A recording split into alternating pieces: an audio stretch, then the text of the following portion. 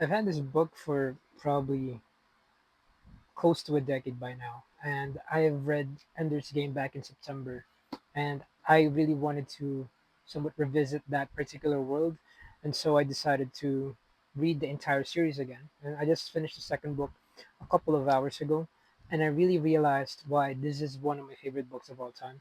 This is called as Speaker for the Dead by Orson Scott Card, which is in the same universe as Ender's Game, because we still follow the same character, which is Ender Wiggin or Andrew Wiggin. But the beauty of this story is how much far, not necessarily that far, but how much the character evolved from being a kid to now being an adult.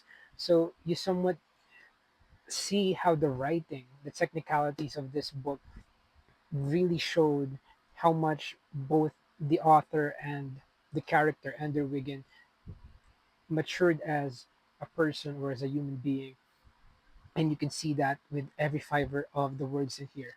And I think the beauty of this is that I really think if you will find a title that will somewhat follow up the end of everything in Ender's Game, this is befitting of that. I think Speaker for the Dead is one of the greatest titles I've ever seen. The title alone makes you want to think about like what will the story be. Like when the first time that I saw this at a book sale, I was really intrigued, and I thought to myself that I cannot wait to read it. And when I first read it, I was really surprised and at the same time blown away with how moving this is and how ahead of its time, or probably it's how timeless the story is. To put this into perspective, I was hoping to annotate again, but I don't really like writing on books, so instead I had a notepad. Just one of them, basically some of the lines that I really like. What's beautiful about the story is we follow Ender as he tries to carry the burden or the weight of finding a new place for the Hive Queen, which is basically the entire race was blown off because of Ender's Game, and all he has left is the Hive Queen. And for them to live again, he needs to find a place for them. So he scoured the galaxy or the hundred worlds to find one, but still failed to do so. And he had to travel and travel until he became this well-renowned speaker for the dead, which is really poetic in a sense. It's kind of like imagine someone doing a eulogy, but this eulogy is a way to not necessarily talk good about that person, but talk about that person. So there's a difference between the two. And I really love how the story is building up to the fact that, oh, they're coming, the speaker of the dead or some sort. Like they're painting this character as something that is both both well renowned and at the same time divisive. And so what I think I loved about this is how they built up that kind of vibe first instead of giving out samples how this person particularly spoke. And if you're reading the entire book expecting that Ender or Andrew or the speaker of the dead for the dead will speak for the dead multiple times in this book, he won't. He'll just do it twice. And before you get to the first one, it will take like probably 200 pages. But it's well worth the wait. It's one of the best pieces that I've ever read here. But at the heart of it all, I think the beauty of this is what it's really like to be human. And I like that the way they made sense of introducing these terms that differentiates human beings and alien species, but at the heart of it all explains something that will be further, you know, put in poetry. I like the idea that there are four characters, or so basically characteristics, not necessarily characteristics, four types of beings in this world. That they call someone varels. It's difficult to pronounce. It's Varelse, which is called an alien with no conversation possible. So basically, this is an alien species that you are not going to be able to converse with, no matter what you do. While a Raman is a human of another species, meaning to say, if, for example, there's like a talk, like example is Ted. For example, Ted is a teddy bear, but he can speak. So we can consider that as a human or a Raman of another species. or a Framling is a human of another world. Like you can say like the idea of another world, that film, if you guys have watched that, or Coherence, like meeting different people from other worlds, we consider one another as Framlings. But the other lander is maybe like a human of another city or country, like something like that. It's all those types and distinctions, but it all boils down to the fact that is someone Raman or Varius, if someone is an alien or human. And I like that the human term is not reserved for actual human beings, but for everybody, for every single species who somewhat characterize or characterize this idea of being a human in the first place. And I think the way that this is being painted through the usage of multiple characters, there are tons of characters in this particular book, about 20 of them, I guess.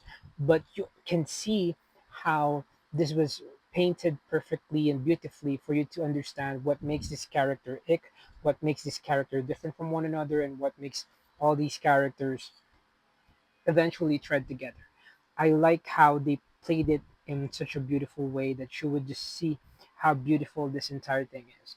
And so, without giving it too much, but I really like how these particular stories led up to not only what it is to be human, but also like how it is to be human.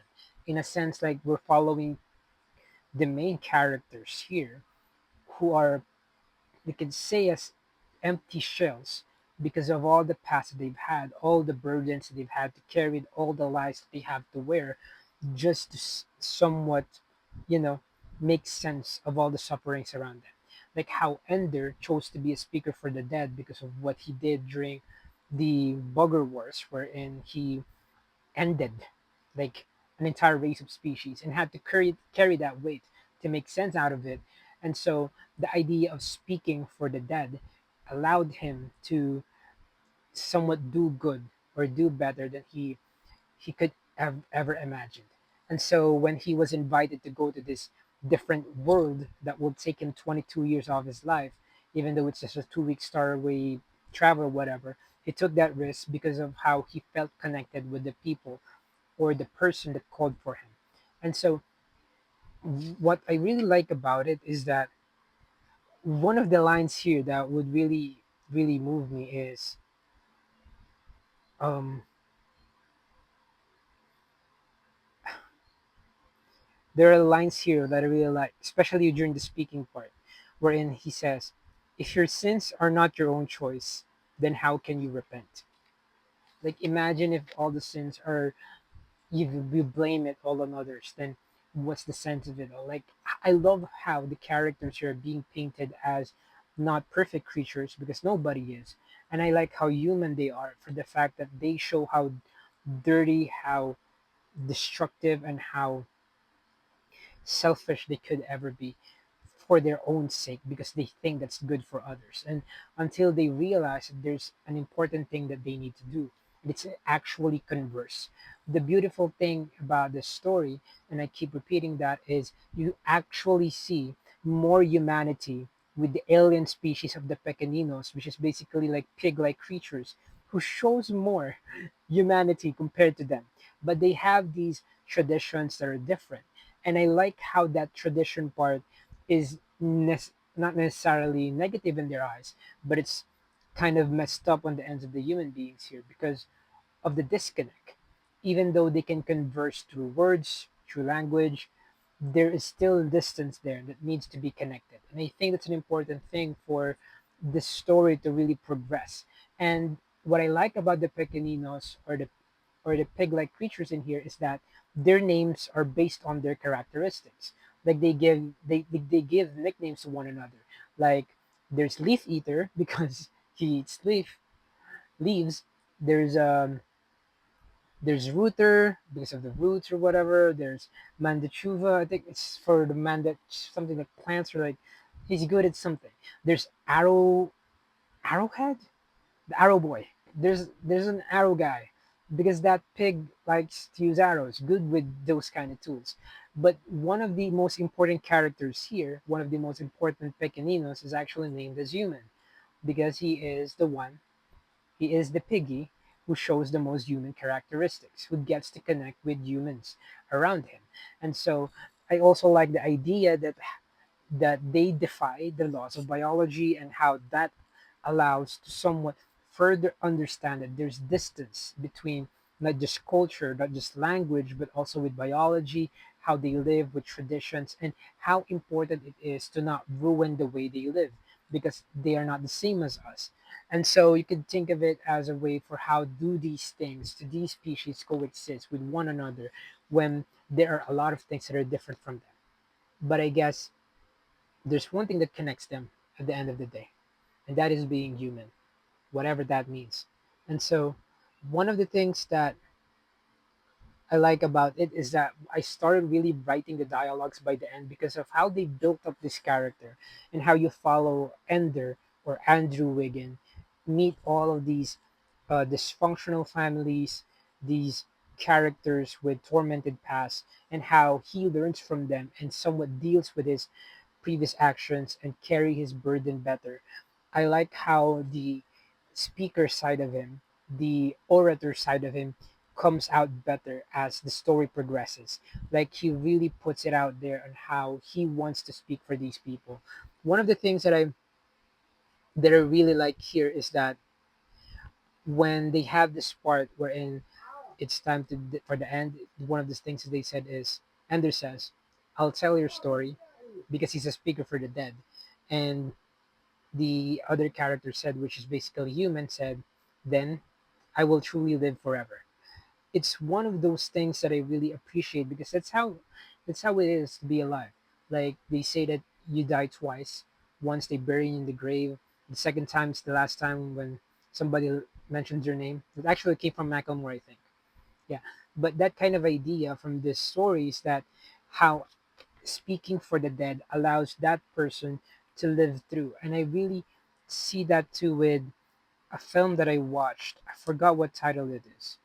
I think it was this idea that when people die, you get to know more about them. That they oh, it's from I think Me, Earl, and the Dying Girl. Like when somebody dies, you get to know more about them, or their life still continues to evolve even when they're dead. And I like that the idea of speaking for people like that, or speaking for the dead, allows these people to live forever. And the funny thing is that while I was reading that, the playlist was on shuffle, and the song that was playing is "Live Forever" by Oasis. I was smiling when I was reading that. That was just beautiful. And I think one of the key things here is when Ender is actually talking to this human pequenino, or named Human, they said, his name is Human. And then the other pequenino said, so is yours. So it's tying in together. Like there is a reason why the pequenino was named Human, and there's a reason why we are called humans. It's not just the name or a label, but it's what makes us who we are and how we treat others and how we treat ourselves. And one of the things that I really liked in here is by the last chapter, the lines, as long as you keep getting born, it's all right to die sometimes.